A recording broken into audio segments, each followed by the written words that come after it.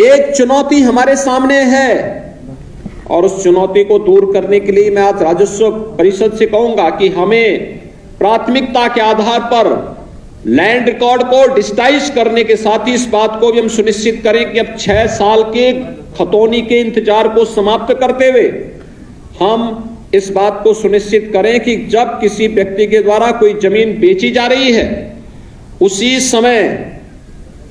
समय उसका नाम उस खतौनी में दर्ज कराने का प्रावधान भी करने की तैयारी हो और दिखाई दे और एक निश्चित प्रक्रिया के साथ हम उसको जोड़ने का काम भी करें। क्योंकि होता क्या है, नहीं तो एक व्यक्ति बार बार एक ही जमीन को कई लोगों को बेचता है, वह तो पैसा लेकर के अपने आप गायब हो जाता है और जो बेचारे रजिस्ट्री करके कागज लेके बैठे रहते हैं कि जमीन हमारी, पता लगा कोई दूसरा ही व्यक्ति कब्जा करने के लिए गया, फिर उसमें विवाद होता है और कानून व्यवस्था की समस्या हमारे सामने खड़ी होती है। इसको हर हाल में रोकना पड़ेगा और इसलिए यह व्यवस्था प्रदेश के अंदर लागू करने का कार्य हमें एक समय सीमा के अंदर करना ही होगा, जिससे अधिक से अधिक लोगों को इससे राहत मिल सके और प्रदेश के अंदर कानून व्यवस्था की जो समस्या है उस समस्या का हम समाधान कर सके। रजिस्ट्री विभाग को भी, स्टैंप एंड रजिस्ट्रेशन विभाग को राजस्व विभाग के साथ मिलकर के एक व्यवस्था सुनिश्चित करनी होगी कि किसी जमीन की रजिस्ट्री करने के पहले हम इस बात की सच्चाई जाने कि जमीन इसके नाम पे है या नहीं है। खतौनी में हम उसको देखें, अगर है तो रजिस्ट्री करें, नहीं है तो फिर अगर वह व्यक्ति गलत कर रहा है तो पुलिस को बुला करके उसको थोड़ा पुलिस के हाथों भी कर देना चाहिए, जिससे पुलिस उसकी कायदे से उसको कुछ और उखाड़ दे सके। यह व्यवस्था हमें उसके साथ जोड़नी होगी। मैं मानता हूं आधे से अधिक समस्या का समाधान इससे अपने आप हो जाएगा और विवाद का समाधान हो जाएगा। हम लोग कहीं जाते हैं, जनता दर्शन के कार्यक्रम में देखते हैं,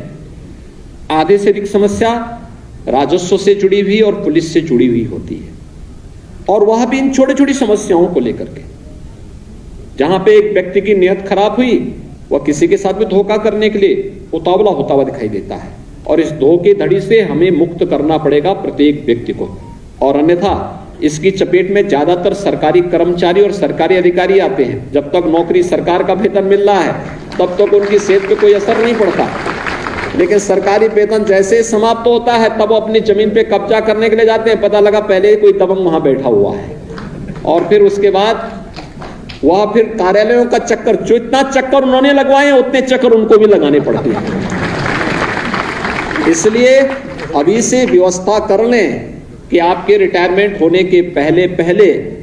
हम पहले गरीब को न्याय दे देंगे तो आपको भी न्याय अपने आप मिल जाएगा। उस बात की व्यवस्था हम सुनिश्चित करेंगे।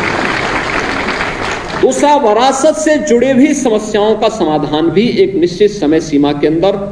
ऑटो मोड पर होता हुआ दिखाई देना चाहिए। इसके लिए हमें या किसी व्यक्ति को बार बार कानून को तहसीलदार, नायब तहसीलदार, तहसीलदार या फिर तहसीलों के चक्कर लगाने की नौबत नहीं आनी चाहिए।